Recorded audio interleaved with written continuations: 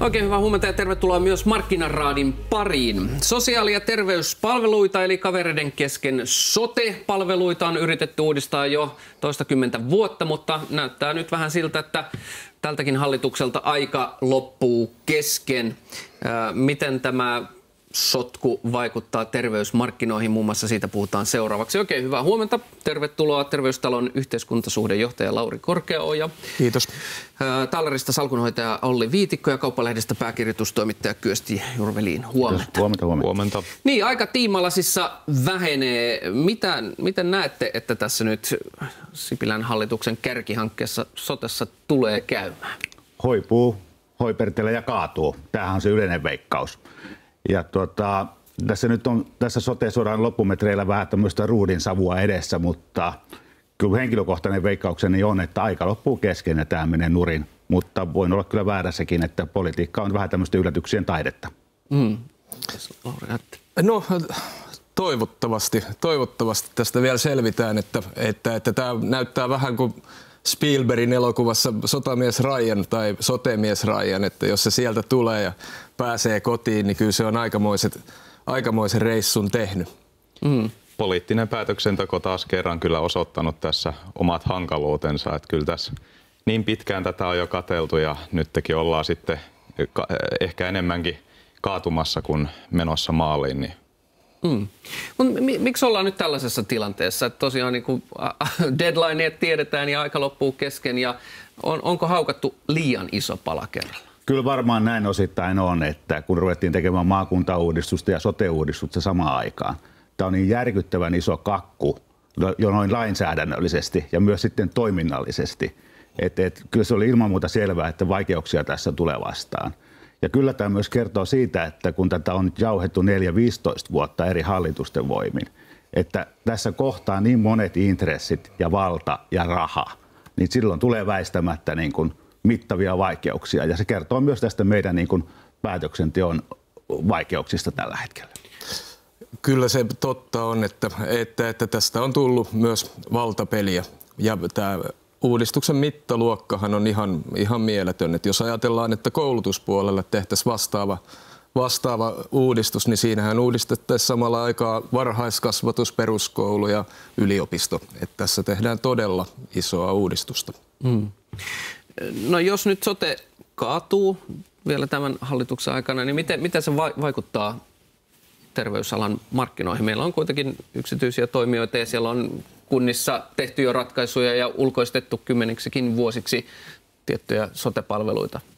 Jos katsoo ihan firmatasolta, vaikkapa tiettyjä pörssilistattuja yhtiöitä tai näin, niin vähän provokatiivisesti voisi sanoa, että se ei juurikaan vaikuta. Että heillä kyllä työsarkaa riittää, meni tämä nurin tai maaliin tämä kuvio. Eli katsoo ihan Suomen näitä demografisia trendejä, ikäpyramideja ja muita, niin on täysin selvää, että töitä riittää ja tietysti voisi ehkä muotoilla, että kun puhutaan tästä julkinen versus yksityinen ajattelusta, niin siinä ehkä helpointa ajatella, että enemmänkin kyseessä on sekä että kuin joko tai, koska aika paljon tällaista vastakkainasettelua siinä on havaittavissa. Niin on hyvä muistaa, että muistaakseni näin, että yli 80-vuotiaiden ihmisten määrä kaksinkertaistui jo tällä vuosikymmenellä. Helsingissä yli 65-vuotiaiden määrä lisääntyy 130–150 000 yksistään. Niin kyllä tässä työsarkaa on ja kaikkia osapuolia tarvitaan, sekä yksityistä tuottajaa että julkista tuottajaa. Töitä riittää. No nyt on jo keksitty sellainen fraasi tai kun että sote kaatuu eteenpäin. Mitä se tarkoittaa, jos minkälaisista lähtökohdista seuraava hallitus? Me ei yhtään tietysti tiedetä, että minkälainen hallitus ja hallituspohja on, mutta valuuko työt hukkaan, mikä nyt on tehty, vai miten puhtaalta pöydältä seuraava hallitus aloittaa taas kerran tämän? Niin, tässähän meillä on tilanne kuitenkin, että ei taida löytyä toista eurooppalaista valtiota kuin Suomi, jossa olisi yhtä vähän valinnanvapautta tai yhtä pienet järjestämisalueet kuin suomalaiset kunnat on. Että aika selkeää on, että suunta on siitä eteenpäin. Että parhaassa tapauksessa tämä sote kaatuu eteenpäin niin kuin Lasse Vireen ja nousee ylös ja menee sitten maaliin ja voittoon. Saa nähdä, että minkä yleisön ja minkä olympialaisten aikana. Niin. Päivänselvää on, että tältä pohjalta jatketaan, jos kaatuu. Eli jonkinnäköinen maakuntamalli on käsittääkseni aika lailla niin kuin väistämätön. Ja tässä on perustuslakivaliokunta niin monen kertaan linjannut näitä asioita, niin ei tämä työ sinällään ole mennyt hukkaan, vaikka rahahan tässä on palannut ihan järkyttävän paljon ja ihmiset on tehnyt niin kuin aika lailla niin kuin töitä, ja eikä tämä työ nyt sinällään voi valua hukkaan jatkoa silmällä pitäen. Kyllä, ja usein niin kuin kaikilla markkinoilla puhutaan sitä, että on tärkeää, että on vakaa ja ennustettava toimintaympäristö. Ja meidän alalla nyt se on ollut ennustettavaa, että sote-uudistus jatkuu 15 vuotta, että olisi hirveän tärkeää, että saataisiin sitten jonkinlainen ratkaisu aikaa. Ja aivan samalla tavalla se koskee julkista, että myös senkin oma kehittäminen on hirveän vaikeaa tilanteessa, jos sä et tiedä, että millaisessa kehyksessä sä toimit. Ja yksi asia, mitä sijoittajat erityisesti vihaa, on sellainen jatkuva epävarmuus ja vaikkapa sitten juuri tällaiset poliittiset riskit, joita on hyvin hankala mallintaa tai ennakoida. Ja tämä sitten omalta osaltaan tietysti on tehnyt sijoittajien vinkkelistä nämä niin kutsutut sote-yhtiöt niin vähän hankaliksi arvioida. Palataan niihin myöhemmin tarkemmin. Tässä tietysti muutama yksityinen terveysfirma on joutunut ihan syystäkin huonoon valoon näiden hoivapalveluiden, jotka ovat olleet täysin retuperällä niiden johdosta. Mutta jos katsotaan meidän hyvinvointiyhteiskuntaa ja näitä sosiaali- ja terveyspalveluita, niin kentälle mahtuu niin julkisia kuin yksityisiä kolmannen sektorin toimijoita. Niin minkälainen merkitys tällä yksityisillä terveysalan firmoilla on koko tässä meidän systeemissä? Yksityiset terveysalan firmathan on olleet aina olemassa. Että se kysymys on vaan ollut siitä tuottamisen tavasta. Et vanhassa maailmassa oli tilanne, jossa julkinen oli julkista ja yksityinen yksityistä ja sitten Kela-korvaukset korvasi siitä osan. Eli oli tämmöinen oman rahan valinnanvapaus. Ja nythän tässä on kysymys siitä, että tuleeko tämä sama valinnanvapaus myös näihin julkisiin palveluihin. Tietysti näette, että minkälainen rooli näillä kyllähän yksityisillä on erittäin suuri rooli. Ja pelkästään ajatellaan sitä, että kuinka paljon niin kuin ihmiset käy tällä hetkellä niin kuin yksityisessä terveydenhuollossa. Niin siellä käy, muista Lauri tietää paremmin, mutta siellä on niin kuin miljoonia käyntejä. Kyllä. Että kyllähän tämä niin kuin yksityinen puoli tällä hetkellä jo vetää niin kuin jonoja pois sieltä julkiselta puolelta. Että tässä on vähän niin kuin tämmöinen niin kuin komsi komsaa. Ja hyvä muistaa, että vaikka yksityisen puolen terveydenhuollosta puhuttaessa, että ei nämä firmat mitään monopoleja ole. Että jos leikittäisiin, että terveystalolla ei homma toimisi, näin kyllä varmasti toimii, en sitä sano. Mutta siinä tapauksessa niin asiakas voi halutessaan kävellä muulle palveluntarjoajalle, jos hinta ja odotusajat ja muut eivät sitten kohtaa, mitä tulee siihen yksityiseen puoleen. Mutta minkälaista se kilpailu on? Tässä ollaan nähty, että tällaiset hoivabisneskin on keskittymässä muutamiin isoihin jätteihin, nostaa pieniä toimijoita pois. Kun puhutaan näistä valinnanvapaudesta, ideana ehkä hieno, mutta mitä se käytännössä tarkoittaa? Miten joku voisi sitten äänestää jaloilla niin kuin markkinataloudessa, että jos palvelu ei toimi, niin vaihdankin tässä jotain palveluntuottajaa? Tällä hetkellä eletään sellaisessa markkinataloudessa, että kunta päättää, mihin hoivakotiin tai mihin terveysasemaan sä meet. Ja se, että jos valinnanvapaus tulee hoivaan ja terveyteen, niin ihminen saa tehdä sen päätöksen itse. Eli tavallaan markkina antaa mahdollisuuden, ettei sua työnnetä siihen hoivajättiin tai sun omaistas, jos tämä järjestelmä menee läpi. Ja toki riskinä on tietty tämä niin kuin liian suuri keskittyminen. Että kyllähän siinä niin kuin väistämättä kilpailulle käy huonosti, jos meillä on 1 vai 2 toimijaa. Silloin se tarkoittaa sitä, että nämä järjestämismekanismit täytyy olla semmoista, että siellä on niin kuin kasvuversostoa myös niin kuin uusille yrityksille ne pärjää. Sehän on niin kuin tavallaan sitten tämän niin kuin järjestäjän niin kuin tehtävä pitää se mekanismi käytössä, että sieltä niin kuin koko ajan sitä kilpailua syntyy. Siitä on pidettävä huoli. Kyllähän tämmöinen jättikilpailutus on totta kai, että se suosii, tämä nykymalli suosii isompia toimijoita. Se on selvää, että ihan pieni yritys ei tämmöiseen laajaan kilpailutukseen aina pysty osallistumaan. Ja mitä tulee tällaisiin, sanotaanko vaikka haavoittuvampiin ihmisryhmiin liittyviin palveluihin, on sitten just hoivapalvelua, mitkä on nyt ollut ryvetyksessä, tai vammaispalveluita tai tämän tyylisiä. Näissä pitää huolehtia siitä, että se valvonta on asianmukaisessa kunnossa. Ja tietysti samaan aikaan sitten esimerkiksi just yksityisille palveluntarjoajille, niin tähän pätee, on sitten kyseessä hissien huoltaminen tai joku muu, niin pitäisi sitten tehdä se, mitä luvataan. Ja nyt on ilmeisesti tietysti, että kaikissa tilanteissa näin ei ole tapahtunut. Mutta luulisin, että se ei ole hirveän hyvää bisnekselle, jos niin kun on sellaisissa otsikoissa ja toimii niin kuin on toimittu.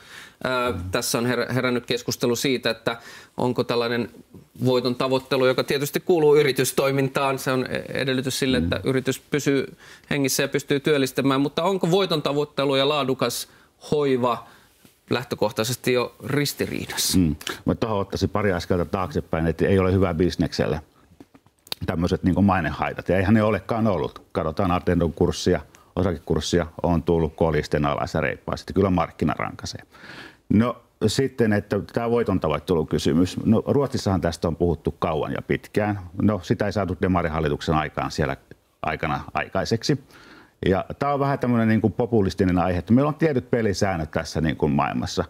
Mun käsittääkseni valtio ei voi tulla niin kuin rajoittamaan, että hei, että teidän liikevoittoprosentti saa olla tommonen ja tommonen. Se ei oikeastaan sovi niin kuin tähän kuvioon ollenkaan. Että tämä terveydenhuolto on vähän samanlaista perusinfraa kuin vaikka kauppa. Pidetään ihmisen perustarpeista huolta. Eikö ihan yhtä hyvin voitaisiin kysyä, että miksi kauppa saa tehdä voittoa? Että kyllä mun mielestä että eletään kuitenkin niin kuin markkinataloudessa ja siinä on tietyt pelisäännöt ja sen mukaan niin kuin pitää yrittää mennä. Kyllähän, jos ajattelee kannattavia yrityksiä, niin kannattavat yritykset on sellaisia, jotka tekee asiat laadukkaasti. Ja tilanteessa, jossa sä et voisi olla kannattava, eli voiton tavoittelu olisi rajoitettu, niin kysymys on siitä, että syntyisikö silloin parempaa laatua. Ei varmasti. Mutta tässä terveysbisneksessä on puhuttu, että siinä tarvitaan niitä käsipareja ihmisiä ja sitten kun haetaan sitä tehokkuutta ja parempaa tulosta, niin se tehdään sillä, että esimerkiksi hoitajia on alimitoitettu. Millä tavalla, mistä terveysfirmat hakee sitä kasvua, millä keinoilla haetaan tuottavuutta? Niin, no tietenkin tuottavuutta haetaan niin kuin hyvillä niin kuin prosesseilla. Että sulla täytyy olla se toiminta niin kuin hyvin kuosissa. Se lähtee jo ihan tiloista lähtien. Että siellä pystytään toimimaan niin kuin jouhevasti, nopeasti ja notkeasti. Ja sitten tässä täytyy muistaa myös se, että kyllähän nämä myös niin kuin investoi. Että onhan tänne tehty niin kuin satojen miljoonien eurojen investointeja hoivataloihin. Jos tulisi tämmöinen niin kuin katto voitoille, niin mitä tapahtuisi investoinneille? Mä luulisin, että tähän maahan ei nousisi juurikaan kovin montaa, esimerkiksi hoivataloa. Terveystalo ei omaa hoivaa tuota muuta kuin kokonaisulkoistusten yhteydessä, eli mä en osaa siitä sen tarkemmin sanoa, mutta kuitenkin niin kysymys on myös siitä, että prosessit tehdään sujuvaksi, tehdään mahdollisimman paljon potilastyötä eikä muuta hallintoa ja näin edelleen, että pystytään kehittämään sitä hoitoa koko ajan paremmaksi. Ja totta kai Suomessa on, että tavallaan tämä vastakkainasettelu on mielenkiintoinen, että meillä on hyviä yksityisiä ja huonompia yksityisiä, hyviä julkisia ja huonompia julkisia. Ja se valinnanvapauden hienous on sitten, että ne hyvät pärjää ja huonot sitten huonommin. Mutta onko se ristiriidassa, että hoivabisneksessä halutaan tehdä voittoa? Onko se pois siitä laadusta? Ei tietenkään. No entä sijoittajan näkökulmasta tätä koko sote-episodia, millä mielin sijoittajan näkökulmasta on katsottu tätä samaa? Joo, tuossa aiemmin viittasinkin jo, että tällainen jatkuva epävarmuus tietysti on omiaan sitten laskemaan jopa näitä arvostuskertoimia, koska sijoittajat, jos yhtä asiaa vihaa, niin ainakin epävarmuutta. Täällä on sieltä paljon näitä myös positiivisia trendejä, voidaan puhua ihan megatrendeistä, on se sitten tämä väestön ikääntyminen Suomessa ja tietysti on aika tällaista suhdanneimmuunia liiketoimintaa pääosin, eli ei ole siinä missä ensimmäisen joilla konepajoilla saattaa tilaukset puolittua, kun maailmantaloudessa huonommat ajat alkaa, niin tämä ei ole alkuunkaan sellaista. Täällä on paljon hyviä elementtejä, mutta sitten hyvä myös muistaa, että ei ehkä kannata näitä niin kutsuttuja sote-yhtiöitäkään katsoa korina. Että siellä on hyvin eri profiililla varustettuja firmoja, on sellaisia, jotka pyörii paljon hoivassa, on sellaisia, joilla on enemmän sitten vaikka yksityisiä lääkäripalveluita, työterveyttä ja tällaisia. Eli sieltä voisi sijoittaja valikoida omaan profiiliinsa sopivia kohteita. Aivan. Otetaan vielä loppuun, ei niin tätä aihetta käsittelevä juttu, mutta MM-hiihdot, niitä hiihdetään tuolla vielä viikonlopun verran. Jos Suomen hiihtomaajoukkue olisi pörssinoteerattu, niin miltä näyttäisi maajoukkueen kurssikehitys? Kyllä tulospettymys on ollut aika kova. Teillä on tulosvaroitusta vaan päinvastoin siellä. Pettymys on, että kyllä tällä hetkellä ei hyvältä näytä, mutta markkinathan aina katsoo eteenpäin. Ja uskotaan, että seuraavalla kerralla menee paremmin, niin eiköhän laiteta ostopaperi vetämään kuitenkin. Liekö pohjaamassa sitten? Se kisathan ei vielä ole ohi, että tässä tämä on vähän samanlainen tilanne tosiaan kuin tässä sotessa, että nyt ei näytä kovin hyvältä, mutta siellä on vielä viimeiset kisat tulossa ja vedetään sitten johtopäätöksiä. Niin, sielläkin on vähän kaaduttu, mutta noustu kuitenkin eteenpäin, eteenpäin. Kiitoksia Markkinaraati, hetken kuluttua vielä markkinakatsaus.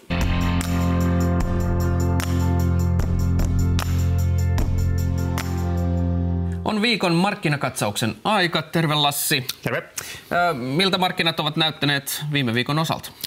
No pitkästä aikaa vaikuttaisi olevan vähän miinusmerkkinen viikko tulossa monilla markkinoilla. Nyt esimerkiksi yhdysvaltalainen Dow Jones-indeksi on viikkotasolla noussut jokaisena viikkona tänä vuonna, joka on pisin putki 23 vuoteen, mutta nyt vaikuttaisi tosiaan siltä, että tämä viikko saattaa sen putken katkaista. Joskus sekin päivä pitää nähdä. Kyllä. No viime aikoina on puhuttu korkotasosta ja asuntovelallisia tietysti aina kiinnostaa tämä korko ja mihin suuntaan se nyt liikahtaa, niin miksi tämä keskustelu koroista on nyt virinyt?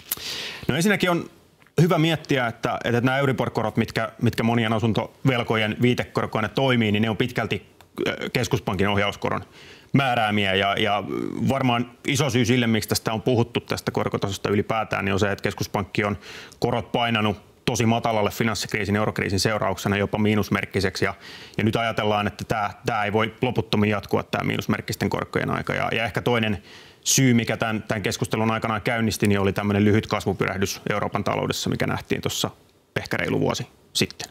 No onko syytä nyt pelätä korkojen nousua? No kyllä tällä hetkellä rehellisesti aika vähän on sellaisia tekijöitä, mitkä puoltaisi korkeampia ohjauskorkoja ja sitä kautta näitä Euribor-korkoja. Että meidän talous sen kasvupyrähdyksen jälkeen on hiipunut aika matalalle tasolle Euroopassa. Nyt jos korkoja lähdettäisiin nostamaan, niin se saattaisi herkästi tappaa sen vähäisenkin talouskasvun, mitä meillä tällä hetkellä on.